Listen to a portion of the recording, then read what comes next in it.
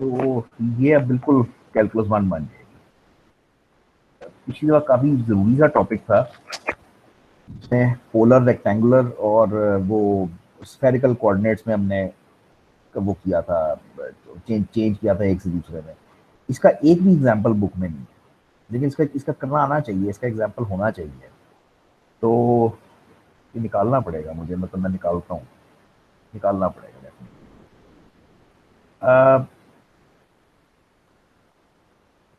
ये एक्चुअली ये भी बड़ी हुई मजेदार चीजें हैं सारी, लेकिन अब मतलब वो नहीं है, जरूरत नहीं है, इसलिए मैं नहीं कर रहा कि मतलब ये स्फेरिकल कोऑर्डिनेट्स एक्चुअली यूज होते थे नेविगेशन में, ये निकले ही वहां से थे कि जब भाई आजकल तो आपके पास जीपीएस है ना, आप दुनिया में जहां पे भी बैठे हुए आपको जीपीएस से एग्जैक्ट लोकेशन पता चल जाती है कि यहाँ पे बैठे हो, इधर जाना है।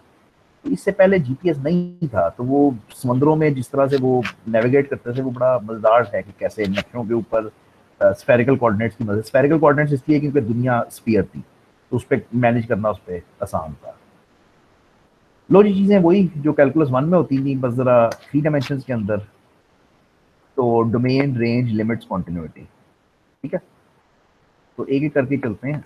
तो डोमेन, तो डोमेन को हमने उस वक्त डिफाइन किया था कि it can be considered as input of a function, लेकिन इसकी बेहतर डेफिनेशन ये थी कि it is the set of all possible values which can be used as input for a function।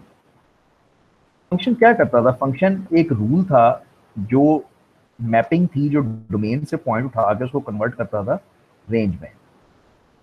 अब अगर तो तुम डोमेन में कोई भी पॉइंट लिख सकते हो, कोई उसमें कैद ही कोई नहीं है, तो फिर तो तुम्हारी domain set of all real numbers होती थी। लेकिन ऐसा नहीं होता था। हम कहते थे कि हमारे पास एक फंक्शन है F of X is equal to one over X. अब इसकी domain set of real numbers नहीं थी, डोमेन क्या थी? Real numbers minus zero. यानी इसकी डोमेन ये थी कि तमाम रियल नंबर्स आ सकते हैं, लेकिन माइनस जीरो, जीरो नहीं आ सकता, क्योंकि डिनोमिनेटर में तुम जीरो नहीं रख सकते।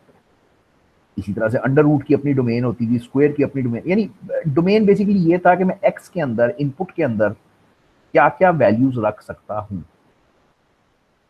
और रेंज ये था कि वो फंक्शन मुझे क्या क्या आंसर्स निकाल के दे सकता है। तो अगर मेरे पास अब सिर्फ फर्क होएगा ये कि थ्री डायमेंशनल हो जाएगा, बस ये सिर्फ ये है कि ये अब इस तरह के फंक्शन हो जाएंगे कि इसमें तीन वेरिएबल्स आ जाएंगे। ठीक है, तो अगर इसकी इस तरह के फंक्शन की डोमेन पूछी जाए तो क्या कहोगे?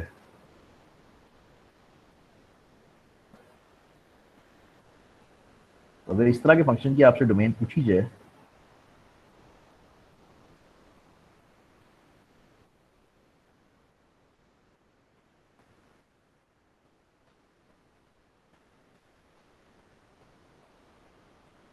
तो अंडर रूट के नीचे पॉजिटिव नंबर आता है तो y is greater than X square, ये डोमेन है इसकी।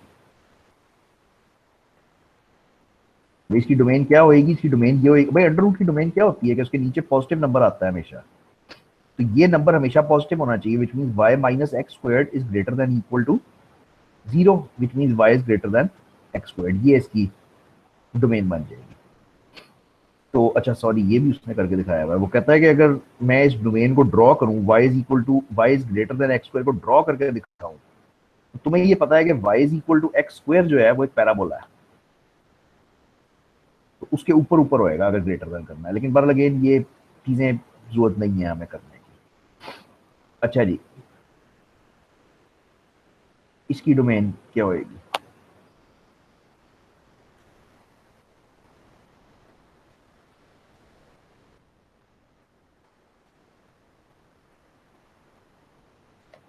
ये एक फंक्शन लिखा हुआ है एफ ऑफ एक्स वाई का, sine inverse X plus Y, इसकी डोमेन क्या होगी?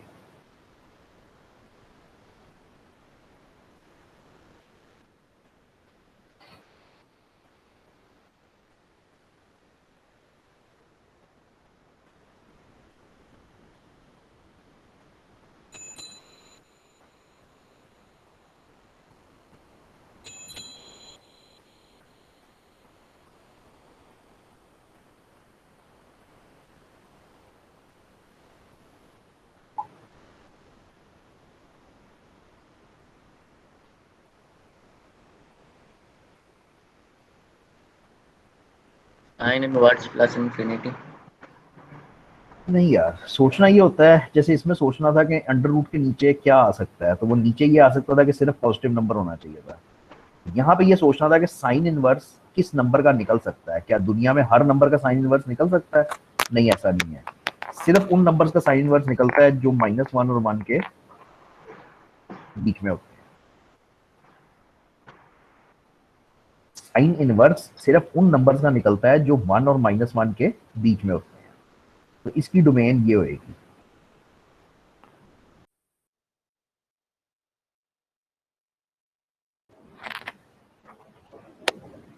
अगेन अब ये बात यहाँ पे करना जरा, मतलब साइन, जब भी साइन किसी भी नंबर का निकालते हो साइन, तो आंसर क्या आता है? आंसर 1 से -1 के दरमियान आता है। तो जब साइन इनवर्स निकालोगे तो वो उसी नंबर का निकाल सकते हो ना। 2 का तो साइन इनवर्स नहीं निकल सकता। कैलकुलेटर पे निकाल के चेक करना क्या होता है, 2 का 3 का साइन इनवर्स निकालने की कोशिश करना। तो इसकी डोमेन ये हो जाएगी। अब ये बस मतलब ये यही है बेसिकली। ये अगेन ग्राफिकली उसने बना के दिखाया है कि अगर इंटरेस्ट हो है। वो कहता है x plus Y is equal to 1 जो है वो एक स्ट्रेट लाइन होएगी। इसी तरह x plus Y is equal to -1, ये वाली साइड जो है वो भी एक स्ट्रेट लाइन होएगी। उसके दरमियान में जितनी जगह है, उसके बिटवीन जितनी जगह है, वो मेरी वो डोमेन होएगी। लो भाई, बस ये मैं खत्म करूंगा। तो ये 3 है, इसकी डोमेन्स लिखो जरा, और बस मैं आपको पढ़वा देता हूँ, तो चेक कर लो आप। 2 मिनट खुद इसकी डोमेन्स लिखो और फिर इसको वेरीफाई कर लेते हैं। एक्चुअली डोमेन भी लिखो, रेंज भी लिखो। रेंज क्या होती है अभी? रेंज ये होती है कि इस फंक्शन का आंसर क्या आएगा।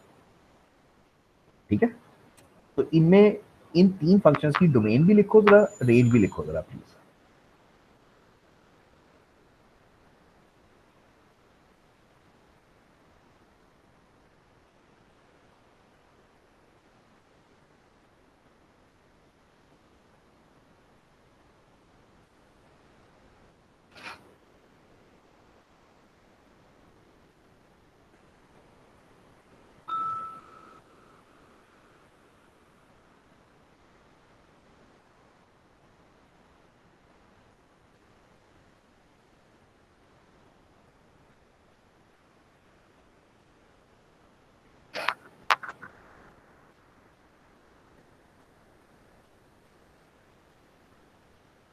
हाँ जी भाई, पहले की डोमेन।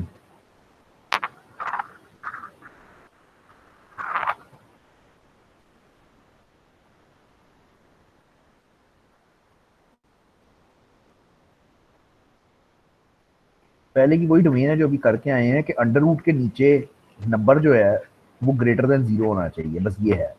तो ये नंबर जो लिखा हुआ है, ये नंबर ग्रेटर देन 0 होना चाहिए। अब ये नंबर हमेशा ही ग्रेटर देन 0 होएगा, जो मर्जी कर लो, क्योंकि x का स्क्वायर भी 0 से बड़ा है, y का स्क्वायर भी 0 से बड़ा है, z का स्क्वायर भी 0 से बड़ा है। तो जो मर्जी इधर नंबर रख लो, वो 0 से बड़ा ही आएगा। तो इसकी domain set of all real numbers, entire space, हर चीज, हर पॉइंट आता है। रेंज क्या होएगी इसकी? इसका आंसर क्या आएगा, मतलब इस फंक्शन का आंसर क्या आ सकता है? मतलब डोमेन इसकी इंटायर स्पेस होएगी। ठीक है, कि मतलब ऑल पॉसिबल पॉइंट्स आ सकते हैं। रेंज क्या होएगी? जब किसी नंबर का अंडर रूट निकालते हो तो क्या आता है? पॉजिटिव होएगा, यानी 0 से लेके पॉजिटिव इंफिनिटी तक। हाँ जी, इसकी डोमेन क्या होएगी?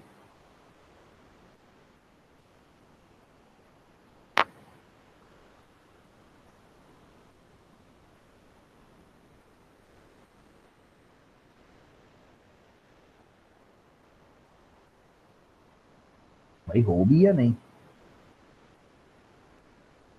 डोमेन नहीं हो रही आपसे?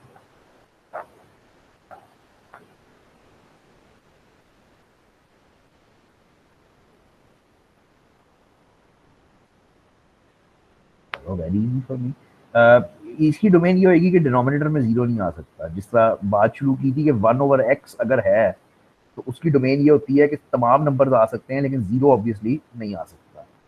तो एग्जैक्टली द सेम हेयर के बटे के अंदर इसमें 0 नहीं आ सकता। तो इसमें इंटायर स्पेस होएगी, लेकिन एक्सेप्ट .000 के XYZ 0 नहीं हो सकता। ठीक है, और रेंज क्या होएगी? रेंज पॉजिटिव नंबर्स होंगे, क्योंकि ये कभी भी नेगेटिव नंबर तो नहीं ना हो सकता, ये स्क्वायर है ना, तो तो स्क्वायर जब हुआ हुआ है तो वो सारे पॉजिटिव ही नंबर्स आएंगे। X by L N G इंतहाई आसान है। एल एन की रेंज बेसिकली इसमें सोचनी है, तो वो सिर्फ ये है कि z ग्रेटर देन 0, अगर z ग्रेटर देन 0 आ रहा है तो बस फिर ठीक है। तो डोमेन हमारी z ग्रेटर देन 0 है और रेंज मेरा ख्याल है ऑल पॉसिबल नंबर्स हो जाएगी। ये आने चाहिए करने, मतलब है ये एमसीक्यू एक आधा डोमेन रेंज, लेकिन बहरहाल आना चाहिए, मुश्किल नहीं है।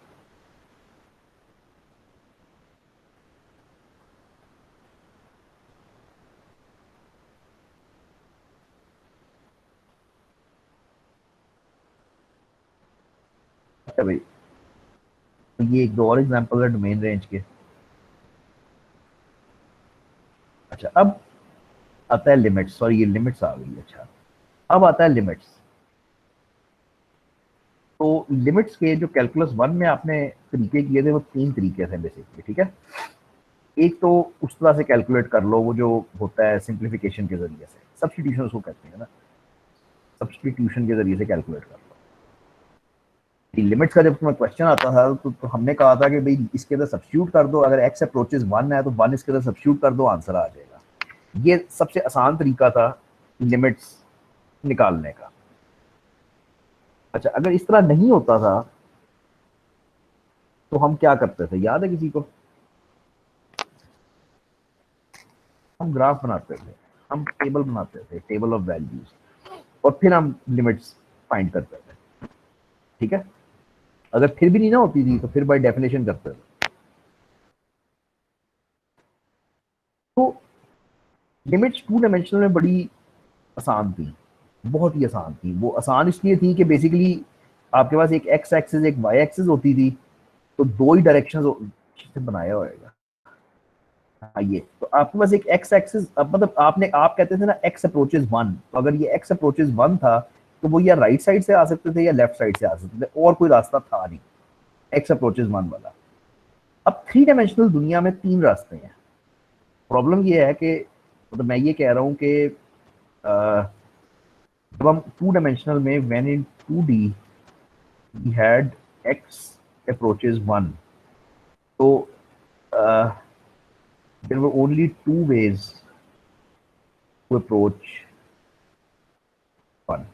एक लेफ्ट साइड से होता था, फ्रॉम लेफ्ट साइड, या राइट साइड, बस ये दो तरीके थे।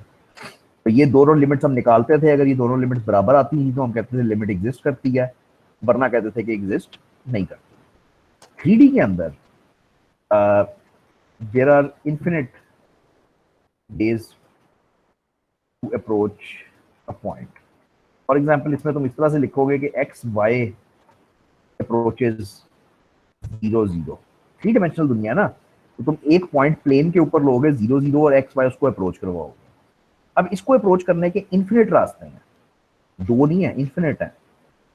तो स्पेस के अंदर तुम कोई भी एक हवा में पॉइंट ले लो तो उसको तुम चारों तरफ से, मतलब आठों तरफ से, 16 तरफ से, पता नहीं किस किस तरफ से अप्रोच कर सकते हो, क्योंकि तुम हवा में हो, तुम मतलब 3D के अंदर हो। तो we usually work on three approaches. Questions के अंदर हम तीन अप्रोचेस लेते हैं। पहली अप्रोच होती है थ्रू एक्स एक्सिस, ऑब्वियसली इसमें लेफ्ट राइट आ जाएगा। दूसरी अप्रोच होती है थ्रू वाई एक्सिस, इसमें भी लेफ्ट राइट आ जाएगा, approach from left, approach from right. और आखिरी अप्रोच होती है through the line y is equal to x।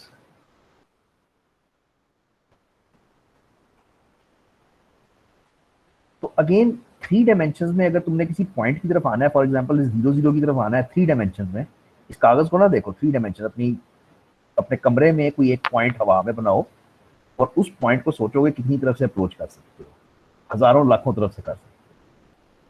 तो हम वो हजारों लाखों वेज नहीं लेंगे, हम तीन वेज लेंगे, एक एक्स एक्सिस लाल वाली, एक वाई एक्सिस नीले वाली, और तीसरी एक line y equal to X की जो तिरछे वाली हरी लाइन है। और तीनों वेज में हम पॉजिटिव नेगेटिव देखेंगे, हम सॉरी पॉजिटिव नेगेटिव नहीं कहना चाहिए, लेफ्ट राइट देखेंगे, इसको भी लेफ्ट राइट से अप्रोच करेंगे, उसको भी लेफ्ट राइट से करेंगे, उसको भी लेफ्ट राइट से करेंगे। अच्छा, अब क्वेश्चन इस फॉर्म में है कि फॉर एग्जाम्पल इस फंक्शन की लिमिट फाइंड करनी है, क्वेश्चन तो दिया ही नहीं हुआ खैर, लेकिन चलो इसकी लिमिट फाइंड करनी है जब 0 0 को अप्रोच करते हैं। तो नंबर 1 मेथड सब्स्टिट्यूशन, 0 0 सब्स्टिट्यूट कर दो, नहीं कर सकते क्योंकि डिनोमिनेटर 0 हो जाता है, तो अनडिफाइंड हो जाता है ना। तो now you have to do something, आपको ग्राफ बनाना है, टेबल बनानी है, कुछ ना कुछ करना है। तो ग्राफ तो इसमें 3 डायमेंशनल में बनाना मतलब बिल्कुल ही नामुमकिन बात है, तो टेबल बनाते हैं। तो हम कहते हैं कि हम अप्रोच करते हैं 0 0 को, फंक्शन यही लेना है, हाँ यही लेना है।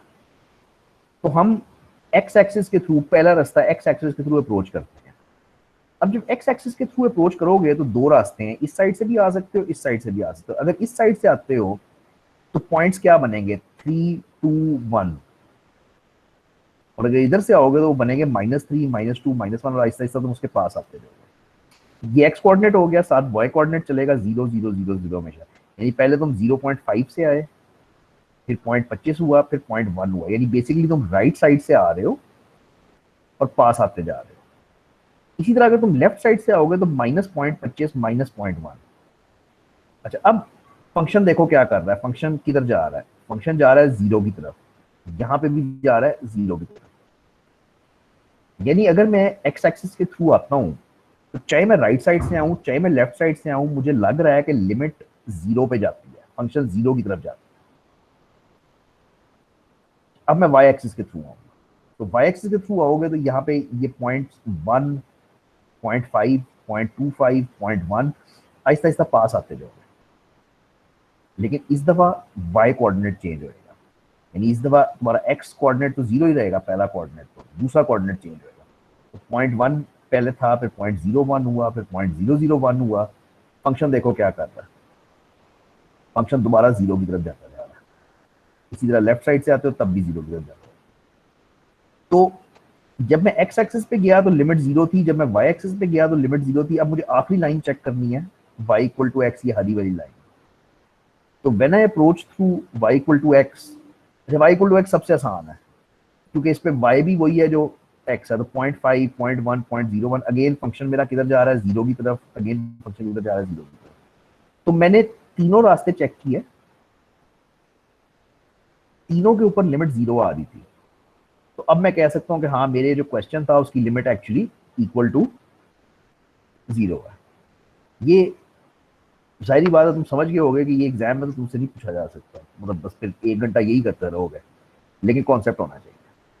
सबसे पहले कोशिश किया करो सब्स्टिट्यूशन करने की, अगर हो जाए तो, अगर नहीं होती तो टेबल बनाते हैं, ग्राफ तो इसमें तकरीबन नामुमकिन है। टेबल बनाते हैं तो टेबल में ये ख्याल रखना है कि 3 रास्ते होते हैं, एक्स वाई और ये वाली line y equal to X, और इसके थ्रू काम करते हैं, सारे बराबर आने चाहिए। एक और क्वेश्चन, वो कहता है कि ये फंक्शन है, वही है कि 0 0 पे निकालनी है लिमिट। तो अगेन सब्स्टिट्यूशन करते हो तो वही प्रॉब्लम आ जाता है कि 0 0 करोगे तो ये सब्स्टिट्यूशन से तो 0 ही हो जाएगा, खत्म हो गई कहानी, ठीक है ना। तो हम वही करते हैं कि हम एक्स एक्सिस से अप्रोच करवाते हैं, वाई एक्सिस से अप्रोच करवाते हैं, सो ऑन। अब ये मैं ज़्यादा डिटेल में नहीं जाऊंगा, लेकिन जब हम एक्स एक्सिस से अप्रोच करते हैं तो लिमिट क्या नजर आ रही है, 0, और जब हम इधर से अप्रोच करते हैं तो इधर लिमिट नजर आ रही है 0.5। जाहिर बात है दोनों लिमिट्स बराबर नहीं है, तो हम कहेंगे कि लिमिट डज नॉट एग्जिस्ट। जिस तरह उसमें होता था कि अगर लेफ्ट और राइट इक्वल नहीं होती थी तो हम कहते थे कि लिमिट डज नॉट एग्जिस्ट। इसमें ज्यादा परेशान होने की जरूरत नहीं है, मतलब बस इसको एब्जॉर्ब करो कि ये इस तरीके से हम करते हैं। ये वो इन्फिनिट वाली बात है कि एक्चुअली पाथ्स इन्फिनिट होते हैं, लेकिन आप हम 3 रास्तों से आते हैं। तो भी तुम्हें क्वेश्चन ज्यादातर इस तरह का आना है कि limit as X Y approaches to 1, और ये क्वेश्चन दिया हुआ है, तुमने क्या करना है, सब्स्टिट्यूशन करनी है। अल्लाह अल्लाह खैर से, एक्स की जगह पे 2 रख दो, वाई की जगह पे 1 रख दो, कैलकुलेशन कर लो, वो तुम्हारा आंसर आ जाएगा, ठीक है। ज्यादातर हमारे लेवल पे एग्जाम में एटलीस्ट सिर्फ इस तरह के क्वेश्चन होंगे। अच्छा, एक और तरीका है इसको करने का, वो ये आर कॉस और ये इसके पोलर कोऑर्डिनेट्स के थ्रू है, लेकिन वो मतलब आगे जाके कंटिन्यूटी में करते हैं। इधर रूल्स एग्जैक्टली वही हैं, एग्जैक्टली वही हैं जो कैलकुलस 1 में थे, कोई एक भी चीज फर्क नहीं है। सिर्फ फर्क वो आएगा कि उसमें उसमें सिर्फ 2 वेरिएबल थे, इसमें तुम्हें 3 मिलेंगे। इसके बाद कॉन्टिन्यूटी है, और कॉन्टिन्यूटी मैं नहीं करने लगा क्योंकि मुझे नहीं पता आप लोग हो भी या नहीं हो उसके ये अजीब ही हाल है इस वक्त। तो इसको थोड़ा सा कोशिश करो, कर लो, ये मतलब मुश्किल काम है यार। कॉन्टिन्यूटी आखिरी टॉपिक है। इसके बाद शुरू होती है डिफरेंशिएशन। कॉन्टिन्यूटी ही चल रही है अभी। इसके बाद शुरू होता है टॉपिक पार्शियल डेरिवेटिव, 7वें लेक्चर में है शायद, छठे में ही है। और बस ये पूरी किताब है। मैंने आपको बताया था कि ये कैलकुलस 1 ही है। तो कैलकुलस 1 में क्या था, पहले फंक्शंस थे, फिर डोमेन, रेंज, लिमिट्स, कॉन्टिन्यूटी, और उसके बाद डिफरेंशिएशन, और उसके बाद इंटीग्रेशन। तो ये बिल्कुल ऐसे ही है। ये अब छठे लेक्चर से डिफरेंशिएशन स्टार्ट होगी, ये 20वें लेक्चर तक चलती है, और फिर 20वें से इंटीग्रेशन स्टार्ट होती है, और वो 45वें तक चलती है। वो बहुत ही ज्यादा मुश्किल है। तो डिफरेंशिएशन ईजी है, लेकिन वो हो जाएगी। तो बस अब ये नेक्स्ट क्लास से ये शुरू हो जाएगा, और मतलब थोड़ा सा कोशिश करो तेज हो जाओ, बस थोड़ा एब्जॉर्ब करो। चलो नेक्स्ट टाइम मिलते हैं, ठीक है।